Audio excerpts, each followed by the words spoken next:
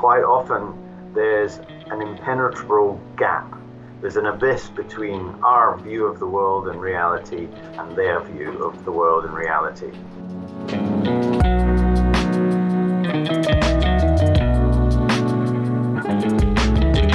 Hey guys, welcome to episode 17 of the Science-Centric podcast. In this episode, we're speaking with Tony David, a London-based neuropsychiatrist who has seen some tough cases in his time on the job.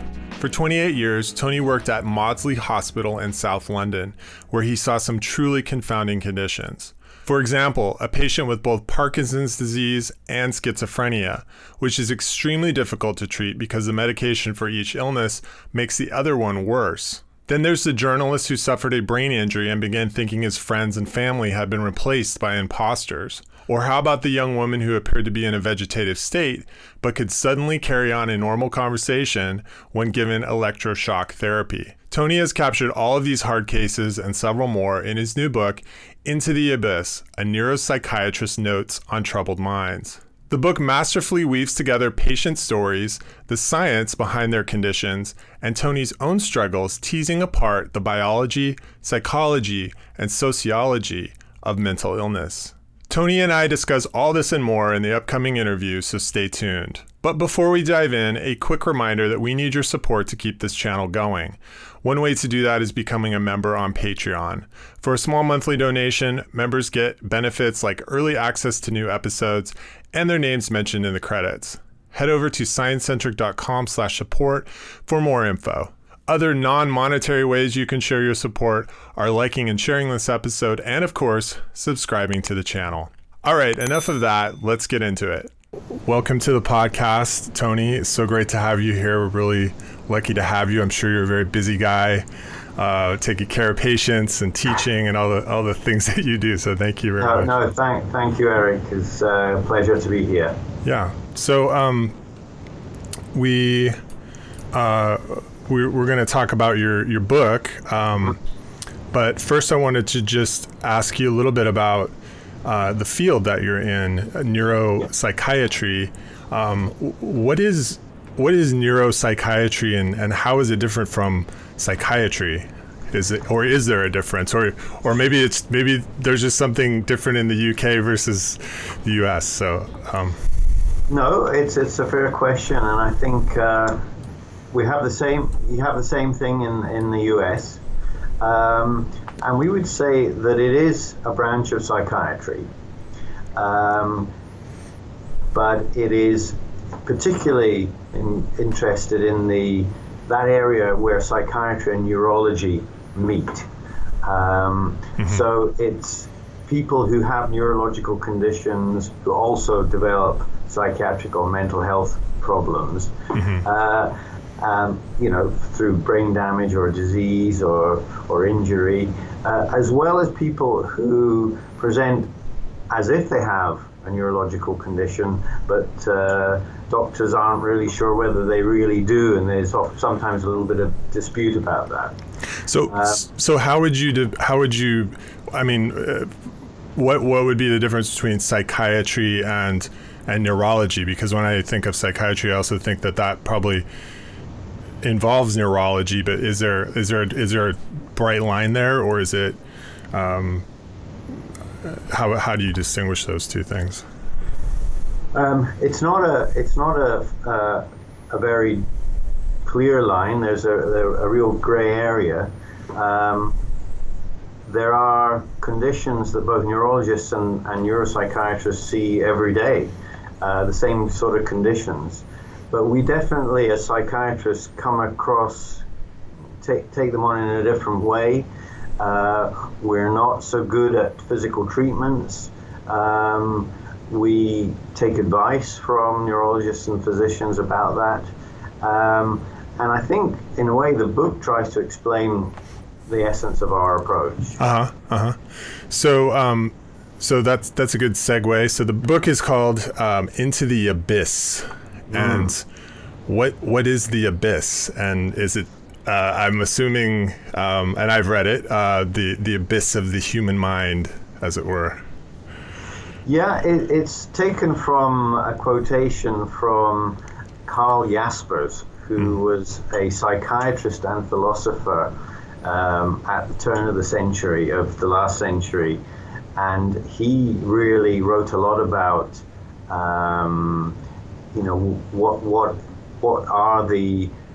what's the essence of mental illness, particularly severe mental illness like psychosis. And he said that although it is incumbent upon us to try and understand the patient, to empathize with them, quite often there's an impenetrable gap. There's an abyss between our view of the world and reality and their view of the world and reality. And he said this not in a way to demean or to put down the patient's experience, but just in a way his own feelings of inadequacy in trying to understand, very complicated and strange and unusual phenomena. But it is kind of a challenge. Yeah. That I try to respond to, that you can actually bridge that gap between, as it were, so-called insane and the sane, or the people with severe problems and those of us at the moment who are lucky enough not to have them, or less of them. There isn't such a difference when you really get down to it and work to try and understand all the influences that bring about the person into your office or into the hospital. I mean, I think that's really true on for people that aren't clinicians, that, anytime there's like some kind of school shooting or something like that, we try to put ourselves in that person's mental space, and we can't. We're just like, how could this person do something like this? It just seems impossible to fathom what's going through that person's mind. And that's often the starting point. And it may be in the end, we don't manage to bridge that gap of understanding. But at least it's worth the effort. And I guess what I try to bring out is this isn't just about being empathic and listening to the person's story and life story, although that's an essential component. There's a lot of research out there into the social science of behavior as well as neuroscience, and we can try and bring all of that together to help us sort of bridge the gap. And so that's what you refer to in the book as the biopsychosocial model of medicine, right? Which I'm somewhat familiar with, but maybe for the audience you could just briefly explain what that is and how it helps you do what you do.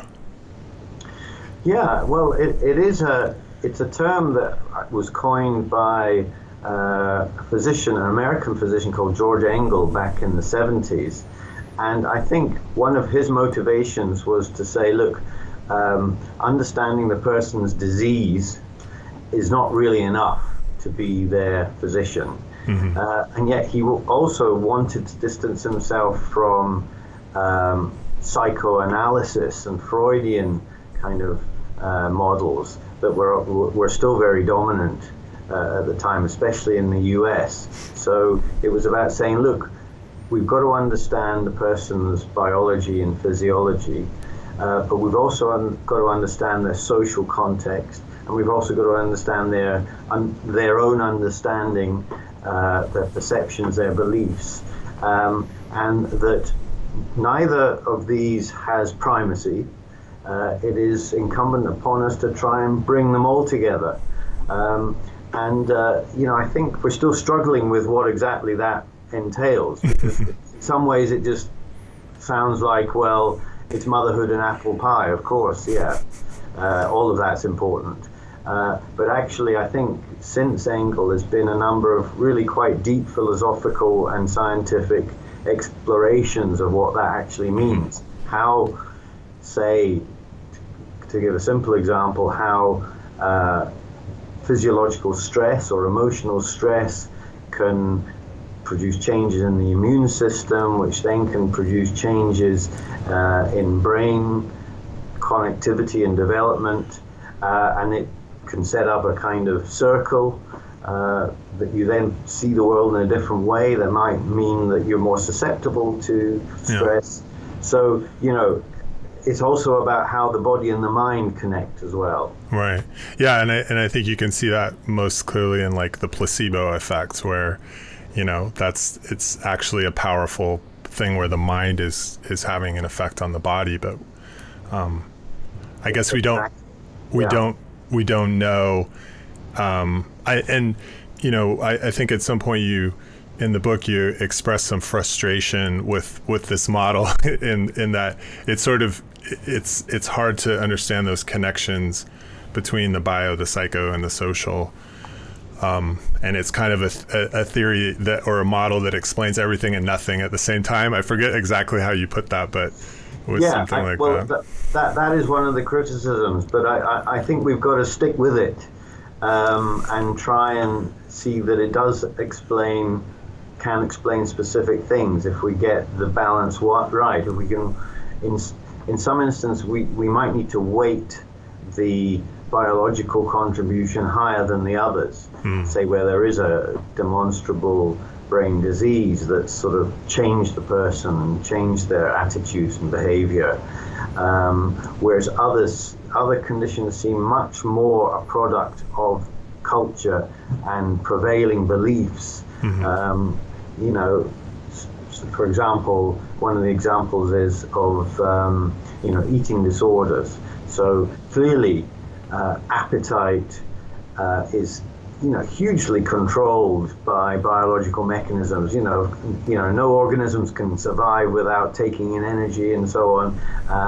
And yet, the way people see their body and their body shape, that's so influenced by cultural messages and prevailing views of beauty and health. So there you have it right there, the biology and the social colliding to some extent. So in the middle.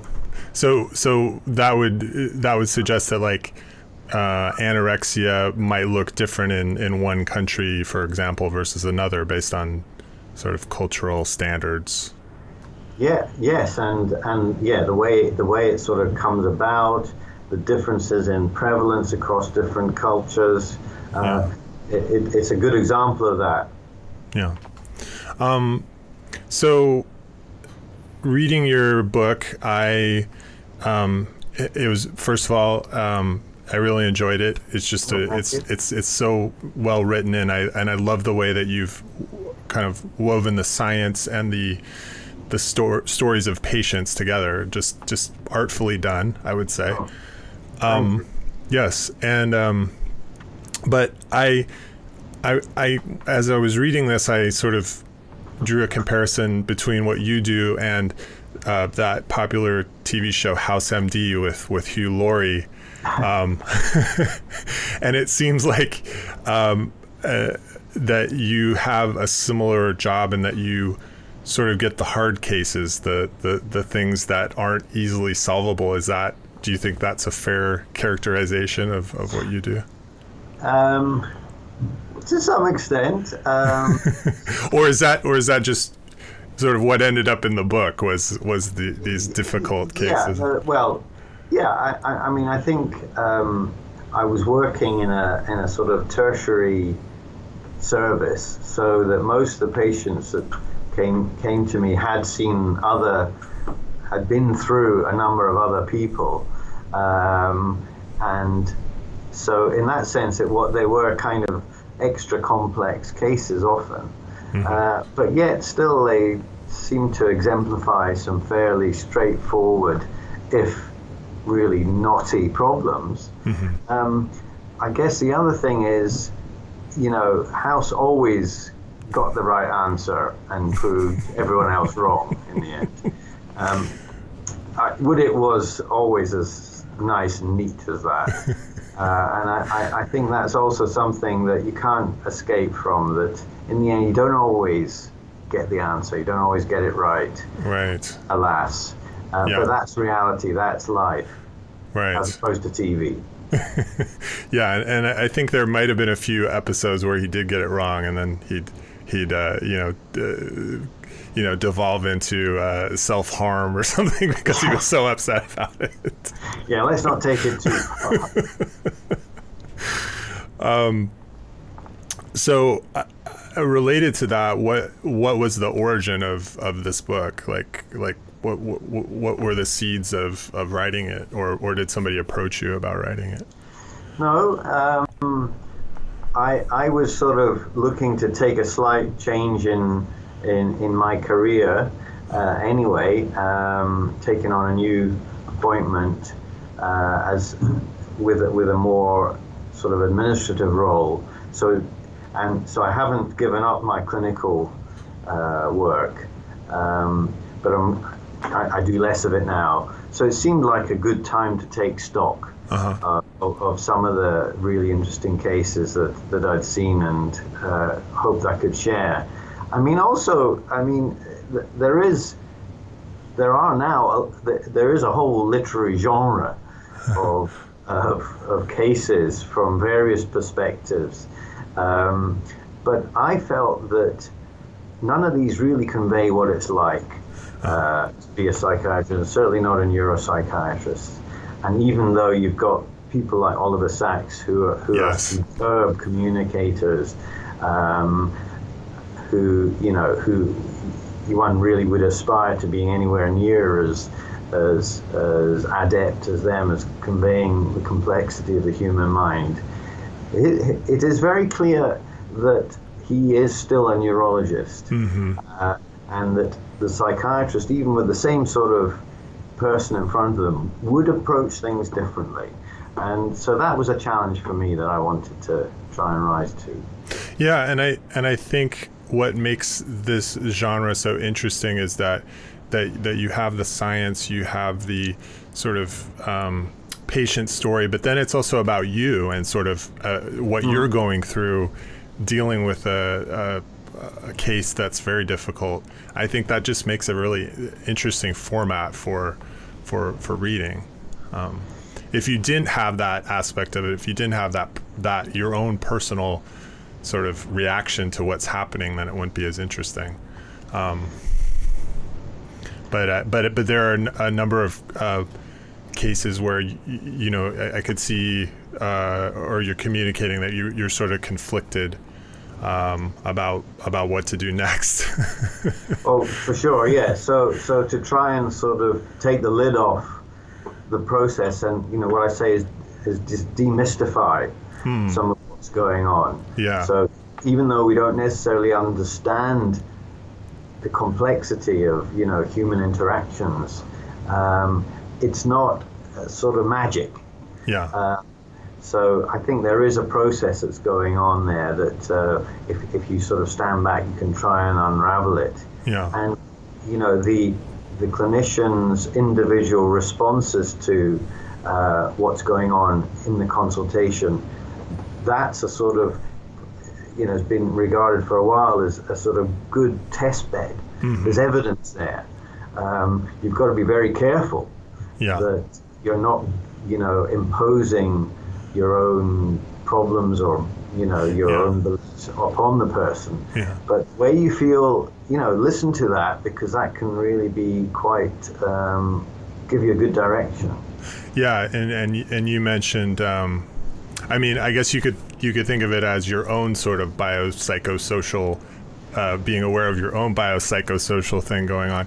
And I think there's one instance you mentioned in the book where you had put your hand on a patient's arm to a young woman to comfort her, and she was having trouble communicating, and you finally figured out what she was saying. She was like, "Get your hand off my arm." Yeah, I mean, you can definitely get it wrong, and you've got to be very attentive to those sort of cues and not assume that you know what the patient wants or needs at that particular time. Yeah.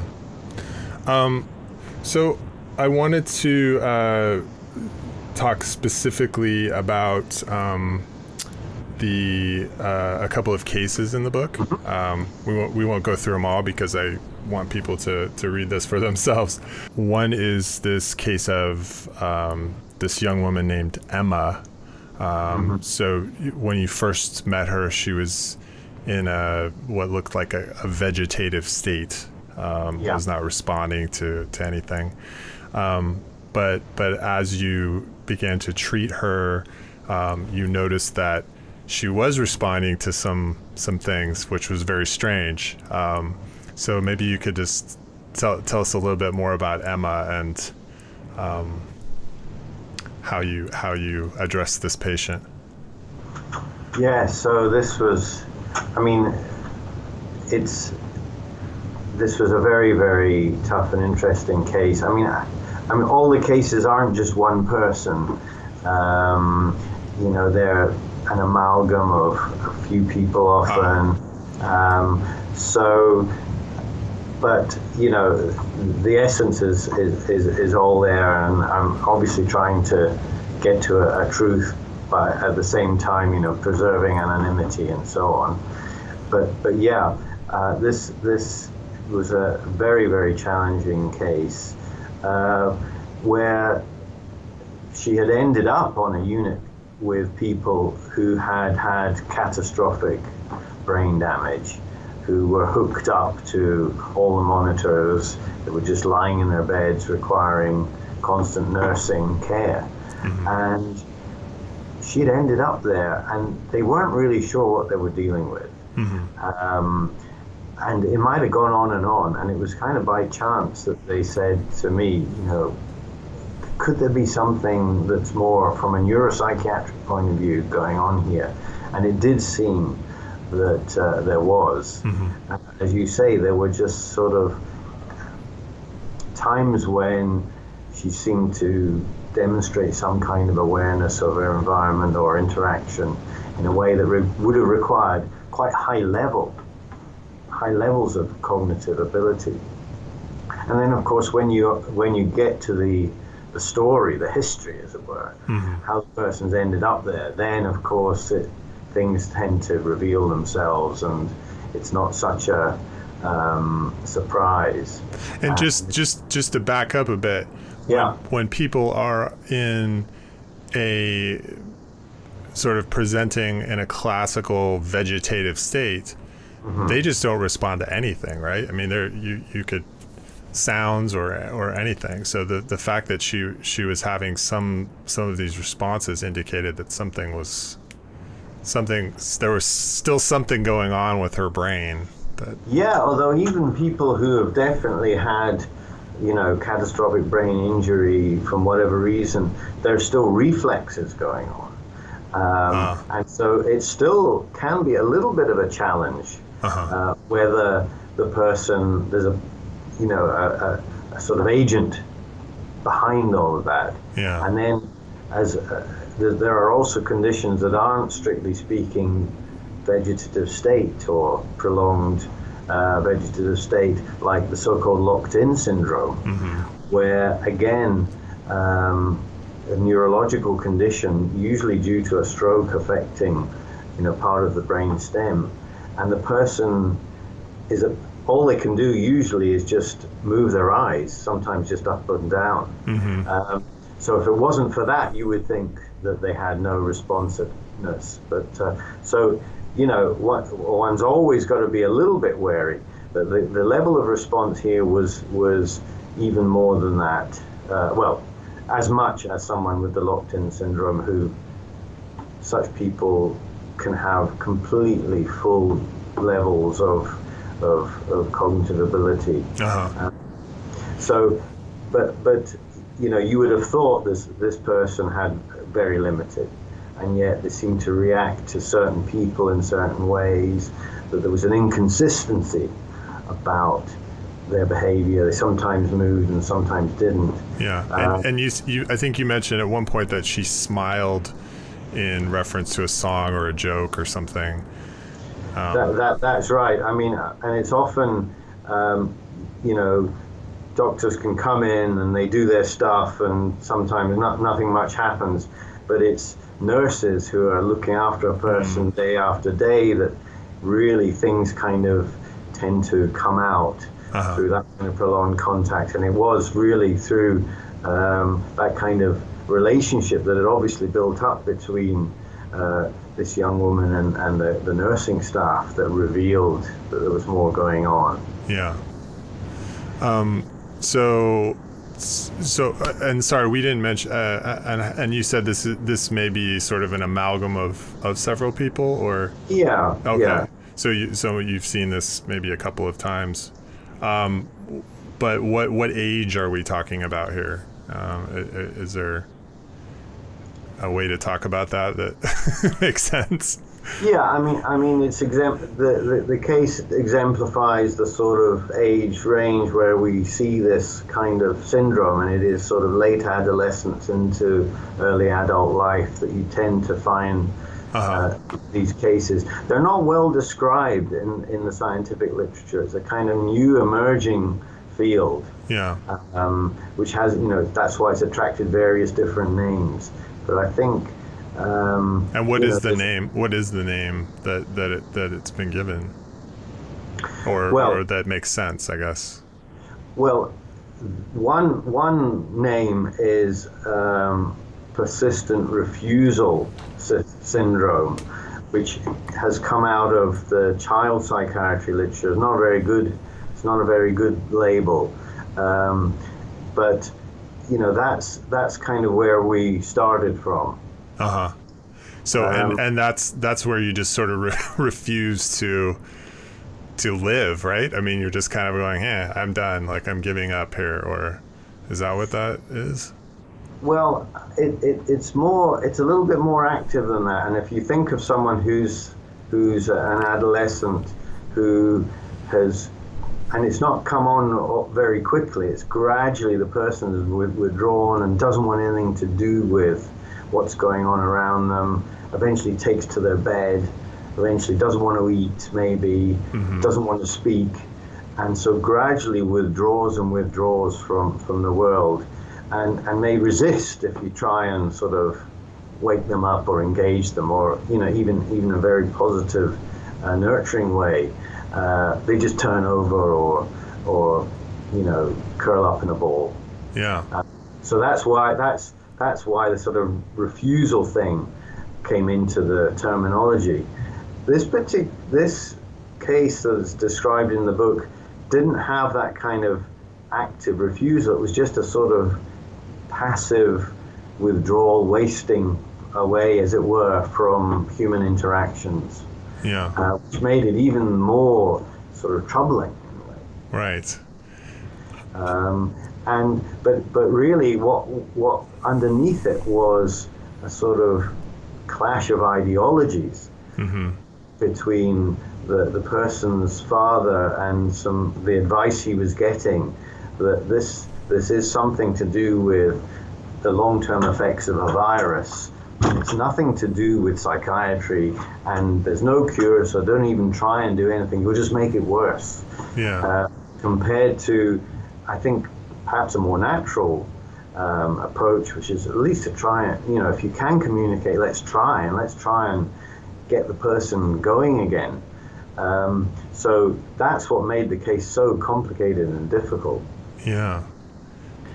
And then you have other psychiatric conditions that sort of seem to resemble that, with the label catatonia, which, very interesting but poorly understood condition that is a good example of something that, perhaps should be considered neurological rather than psychiatric, but traditionally is seen as a sort of psychiatric condition. Usually because there's a background of psychiatric illness like schizophrenia or depression, where the manifestation is in the kind of behavior motor system, which just sort of shuts down. Yeah. So that was kind of in the differential diagnosis. So to bring it back to that biopsychosocial model, it's something that the way that this patient is behaving is something that almost would indicate a biological cause of like a brain disease or illness or trauma. And then, but what's really might be behind it is more of the social psycho thing here going on, where the father's telling the patient that, it's something biological, so we're not even going to work on the psychological part of this. Don't even try and speak. Yeah. So that's tricky. So she finds herself kind of in a no-win situation. Perhaps, that's just one way of thinking about it. Yeah. And yet there's still this idea that it's a brain condition that's, there's no choice going on there. It's just a manifestation of a complicated brain state that we don't really understand. So I'm just thinking, and this gets into this idea of trying to get in the head of somebody who's dealing with mental illness. But wouldn't you have, if you're refusing food and you're refusing human interaction, I mean, these are needs, these are drives that we have. I mean, it seems like it would take a tremendous amount of effort to sort of ignore those internal drives that we have. Yeah, absolutely. And I think, that will surprise people, that there are, it is still possible. Mm-hmm. And in a way, I think patients who develop these conditions are virtuosos of separating themselves off from their physical drives and their physical needs. Mm-hmm. And, you can perhaps see this in history of, ascetic saints who have denied themselves, contact and food for a higher purpose. So, it's not completely out of reach that can be going on. Yeah, but maybe there is something abnormal in the sense of being able to do that, because I know I can't even skip one meal, or I'm just the worst person in the world. So I don't know. No, I think probably you have to have been wired up a bit differently. Right.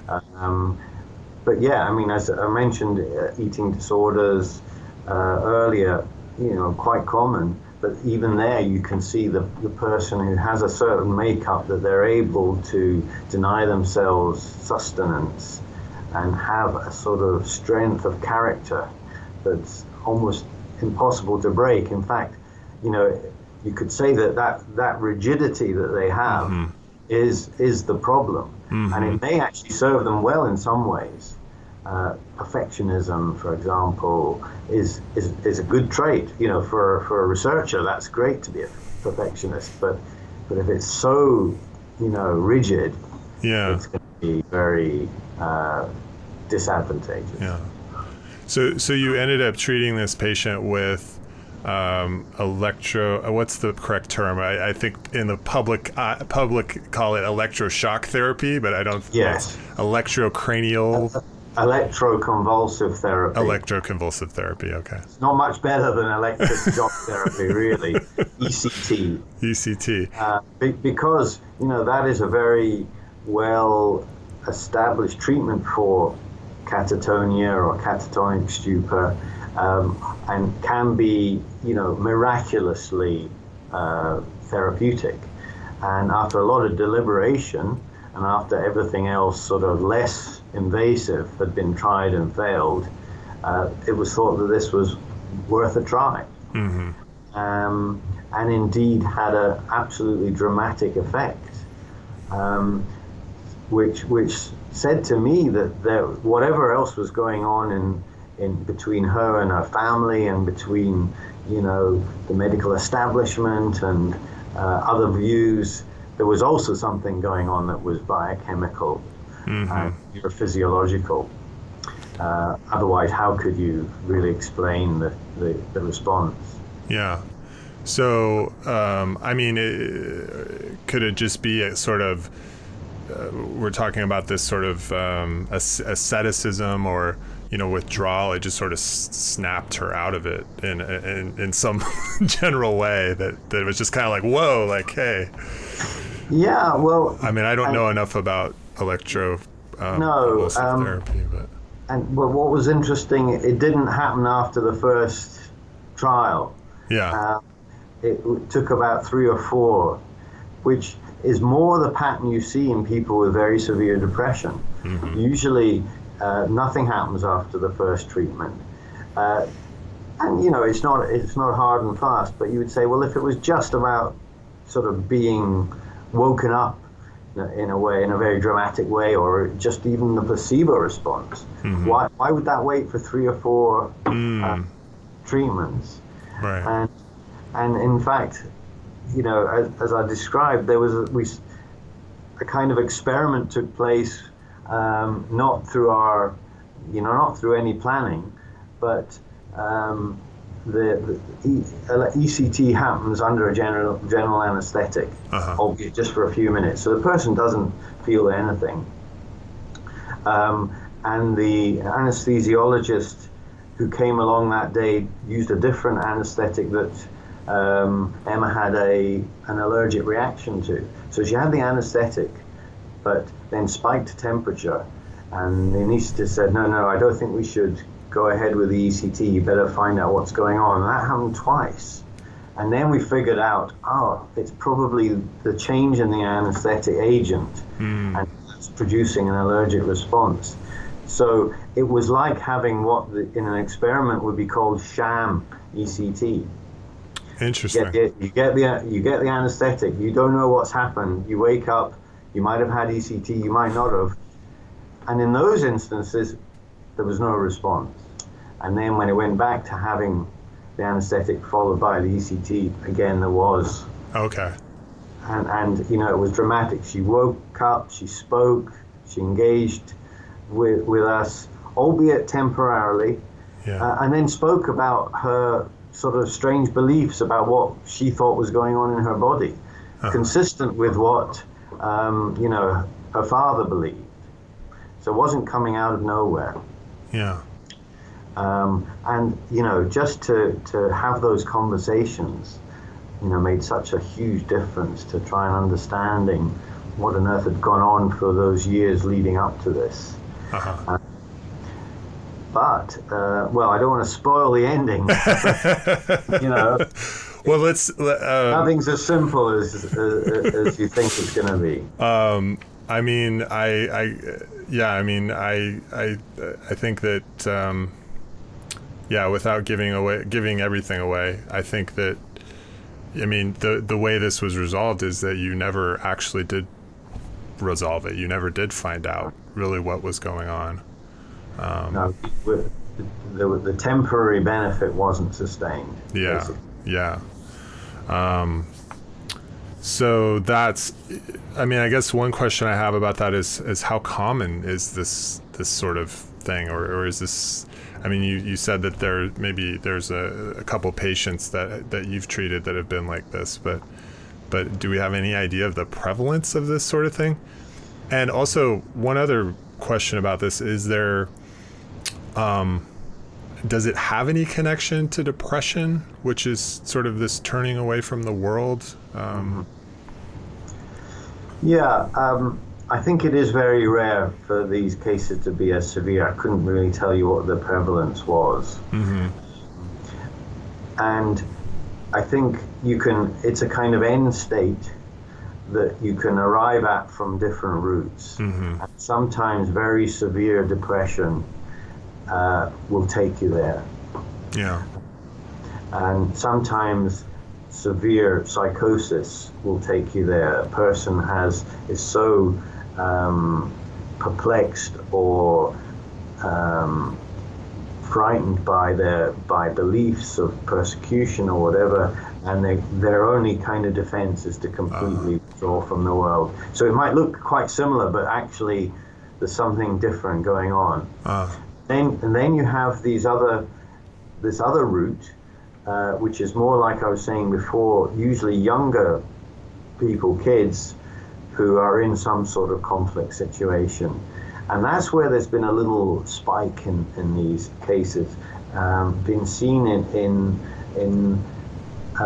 immigrant families where usually a family has arrived in a safe haven after terrible traumas and escaping war and disease and disaster. And then the authorities are talking about sending them back.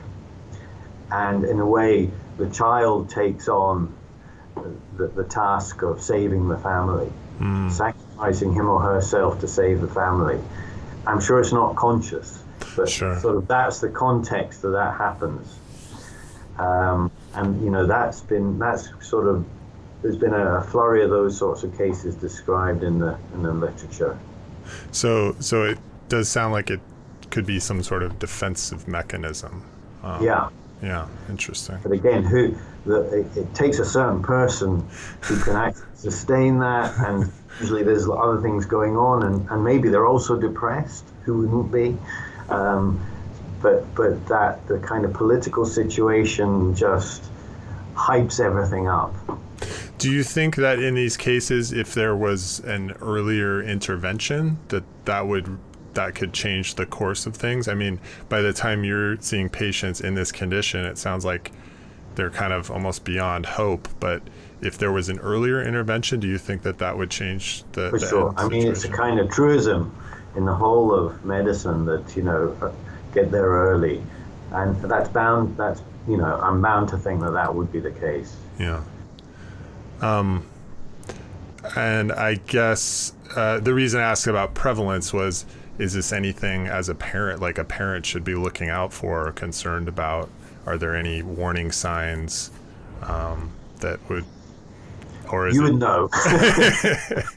Okay. I wouldn't want to add that to the list of things parents need to worry about. Let's hope you don't have to contend with it. It's fairly rare, it sounds but like. But I think children deciding not to speak, say at home, used to be called elective mutism or now selective mutism. Sometimes they'll just won't say anything to their family, even though they'll go to school and talk to people at school, or vice versa. Go to school but just won't say anything or won't do anything. But then in another context they're okay. So this isn't a neurological condition, but still can be quite tough.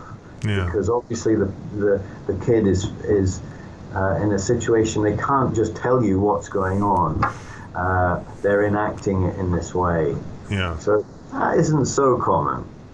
Yeah. But I think schools and child services are quite familiar with that. Yeah.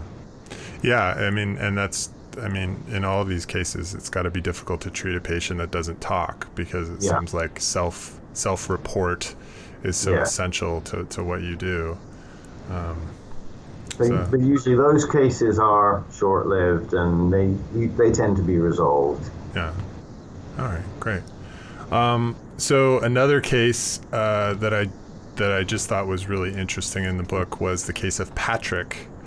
Right. So Patrick was I think you said he was a sports journalist. That's right. Very gregarious guy, and he had this severe head injury as a result of a biking accident, and then he acquired some bizarre symptoms, like thinking that his wife was an imposter.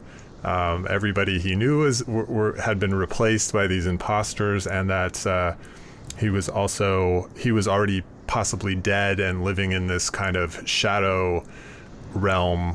Yes. So that just sounds really strange.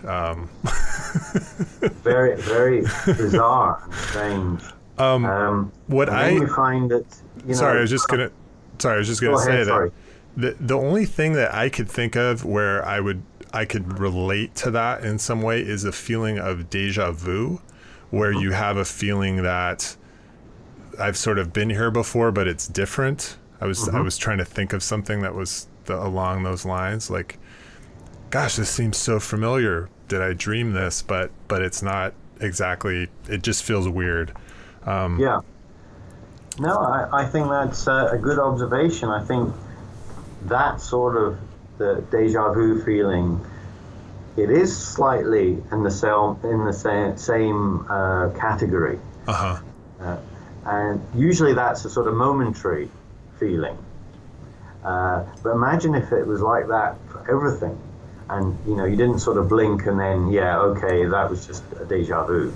But, as it were, you're not snapping out of it. Mm-hmm. So I think that and it obviously, well, we think we understand a little bit about at least how the brain is constructing moment to moment awareness and somehow mapping it with predictions and previous experience. And when there's a bit of a mismatch, you get something like deja vu, mm-hmm. or in this case, some of these delusions. And that's one of the great things about neuropsychiatry, I think, is you have something like that seems so bizarre, so strange, and yet you find somebody described exactly that 100 years ago in Paris.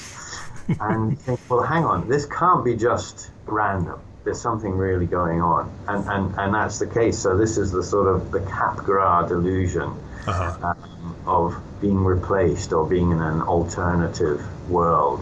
And can occur in all sorts of psychiatric disorders, but it does seem as though it's particularly likely to follow a brain injury. So that there is some sort of damage, usually to the temporal lobes, subtle.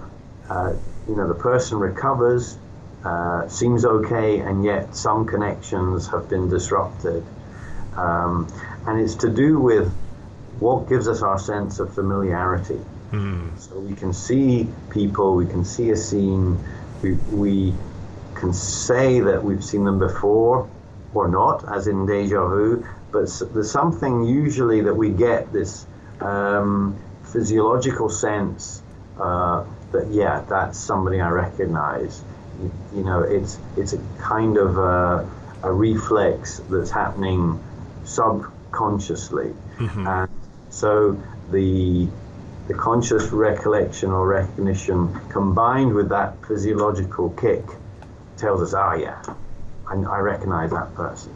Mm-hmm. But without that, you can imagine that it's a very confusing situation. They look familiar, and yet I'm not getting that sense that that's familiar.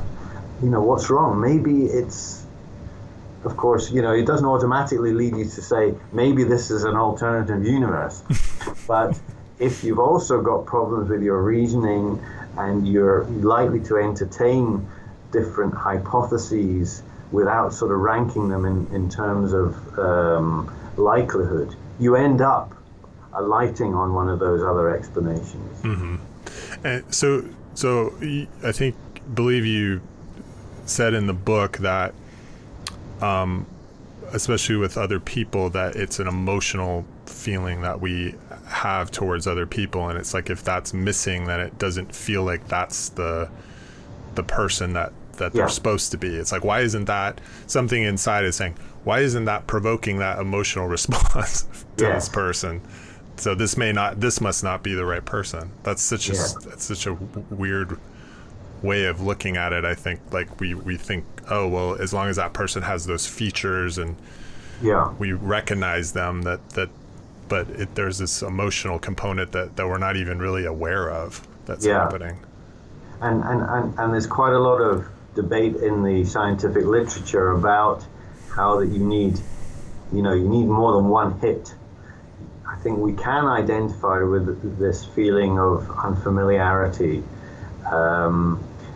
but making that extra leap to seeing, well, the person's a replacement, or we're in an alternative universe. It seems that you need a second hit to be able to generate those sorts of ideas and treat them as plausible. Mm-hmm. And that's probably is what's going on. You've got to have a sort of reasoning problem as well as this fundamental familiarity problem. But again, I think when you think of it from the biopsychosocial, this idea of alternates, doppelgangers, of different universes, it is quite a pervasive idea in the culture. There's been lots of books and films about that. Yeah. So it's not like it's come from nowhere. And I guess those stories are appealing because, we are sort of inclined to engage with them. Right. Yeah, Invasion of the Pod People or one of those types of movies. And at least while you're in that cinema, you believe it. Well, they're so unsettling too, those types of stories. Like they really are. So you mentioned that in the book that this imposter syndrome and this also feeling like that you're already dead and sort of inhabiting the shadow world are might actually be kind of the same thing. It's like flip two sides of the same coin. How could you explain how that works? Yeah. So again, these two conditions, the Capgras delusion, and then the idea that you're dead somehow already in a living death, that this French physician Jules Cotard described. So it's been called the Cotard delusion. So having both the Cotard and the Capgras delusion seems like, an impossible chance. And yet again, the literature says, you know what, these two things can coincide. Uh-huh. And so the idea is that you start off with this problem with feeling familiarity. But if your mindset is tuned to seeing threat in the outside world and sort of putting problems out there, your interpretation, your attempt to make sense of this is that the world has changed, that they're trying to play tricks on me, that they've done something to the world. But if your mindset is more like that of a very demoralized, depressed person who's going to always say, whatever's going on, it's down to me, then the explanation they'll come to is, well, I must be dead. Uh-huh. How else can I explain this? Uh-huh. So the basic problem is there, but the interpretation is colored by, are you sort of in a paranoid state or are you in a depressive state? Okay. And so that's what leads you to those different conclusions, both, highly erroneous, but at least we can sort of start to understand and make sense of them. So in this case of this patient, Patrick, was he kind of flipping back and forth between these two states? Exactly. He was flipping back from one to another. There were times when he was very low and demoralized, and after all, he'd had this terrible accident. It ruined his career. It was affecting his marriage. But then other times he would be more querulous and think that people were trying to do this to him. So he would flip back and forth. But he had enough intelligence and real motivation to try and understand that when you put that to him, he was able to put that to work and sort of step back and ask himself, now hang on, am I jumping to the wrong conclusion here? Yeah. So he actually found that very helpful. We were able to get him to a much better place. And that was using what's called cognitive behavioral therapy, right? Which is sort of having people reinterpret or reframe their experiences or their impression of something. Yes, so to be their own psychologist, but not so much, well, let's go back to your childhood and try and figure out why you believe these things. Let's look at the mechanics, the sort of information processing that you're doing, and let's test that out a little bit. Let's question some of the steps that you're taking. So it's a different approach. It still needs trust, it still needs talking and working together. So it's still definitely a therapy, but it's using different building blocks. And then that's something you can take with you to other situations, which seems like really useful for the patient. Excuse me. Yeah, very much so. It's a toolkit. Cool. So I'm just trying to think. We're at about noon. We're a little past noon here. I think I had a couple other questions, but they were kind of more general. But I was just curious on your take. Have you worked in the U.S. at all?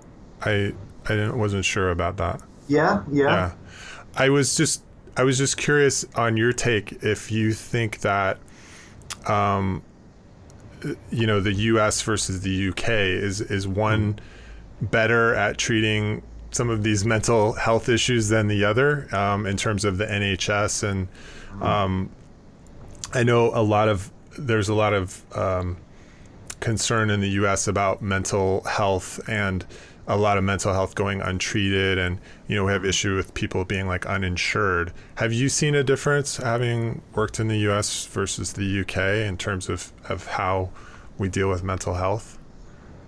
Well, I go to the US quite a lot. I worked there when I was a more junior person, and so I wouldn't want to rely too much on my experience.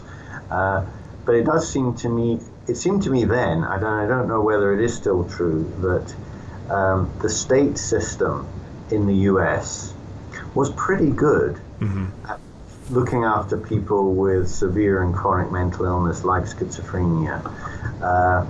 But people who had slightly more unusual conditions, who were a little bit more functioning, perhaps functioning enough not to qualify to be in a state hospital, and yet not functioning well enough to have really paid insurance and have built up, a nest egg to pay for their treatment. So I did think that for many people it wasn't really bad. And in the UK, it's not that different. Again, our state system does prioritize the more severely mentally ill, and is pretty good at that. But it lacks flexibility sometimes. And people who are sort of a bit unusual, they don't fit into the usual categories, or they're what you might call a walking wounded. They don't have a problem about not having insurance. The national health system will take care of them, but they may have to join quite a long line before they get. Gotcha. But I think neither system invests enough in mental health in comparison to physical health, and that's for sure. Even though in the US the total amount of money that's spent on health is much higher than it is in the UK, the disparity is still there. I was just thinking about, this patient, for example, Emma, who was, required basically around the clock care. That sounds very expensive. Yeah. So yeah. I was thinking, would a patient like that, how they would fare in, the UK versus the US, or I don't know enough about the US system, honestly, to know how a patient like that would be treated, especially without, as you say in the book, her father had passed away, and so. I don't know what would happen in the US. Someone like that, they would either fall on the burden of any other family members, or find themselves in a nursing home of some sort, where they weren't particularly specialized in that kind of condition, but they would at least look after the person and keep them alive. Right. I suspect something similar would happen in the US. Yeah. Okay, well, let's not end on that note, because that's not very positive. Let me think. Is there anything that I think we talked about a lot of what's in the book. Hopefully didn't give away too much. But is there anything we didn't talk about that you think would be important, or that you wanted to share? Well, I think the this interface between neurology and psychiatry, I think it's a real growing area. It's a growth area, and both in terms of really great research coming out, as well as people drawn to want to work there. And again, it's happening both in the US and in the UK. And I would sort of commend it to people who have a clinical interest to get into that. It's really where the mind and the brain sort of have to figure out who's in charge, if you like. It's a fascinating area. And I think there's going to be some big breakthroughs in the next decade about really that are going to end up helping us understand who we are. Do you have a sense of where those might come from? Is it going to come from fMRI, magnetic resonance imaging and that sort of thing, or medication, or where do you think that's going to stem from?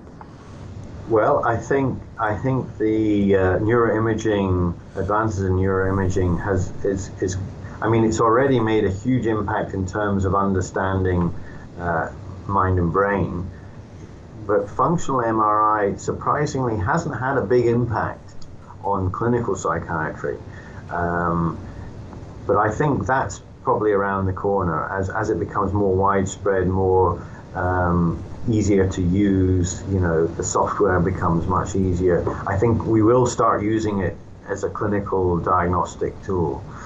But I think really the breakthroughs are going to come from the kind of things we were talking about, understanding psychiatric conditions in terms of their cognitive building blocks, breaking it down into what's happening in terms of perception and memory and judgment, and then that's going to open up new kinds of therapies. So I think that kind of cognitive neuroscience, I think that's where the real advances are going to come from. Cool. All right. Well, that's probably a good place to stop. Okay. Aside from your book, which is coming out, I think, in March, where else can people find you? Are you doing all the social media stuff? How can they find you online? It's a new adventure for me. The book is published in the UK on February 6th, but I'm not sure about in the US. Okay. I'm on Twitter, but I still do academic writing and work. So I'm not sure. I'm kind of bracing myself for what's going to happen when the book comes out. It'll probably just disappear without trace. I doubt it. But I don't know. It's going to be an adventure. Awesome. All right. Well, thanks so much for coming on, Tony. It's been a great conversation, and thanks again. Really appreciate it. Well, thank you. It's been really nice talking to you. Well, we've come to the end of another episode. If you learned something new, be sure to smash the like and subscribe buttons. Also, click that little bell icon to get notifications when new episodes go live. I'd love to hear your thoughts and questions, so please leave a comment or question below. Thanks for watching, and I'll see you next time.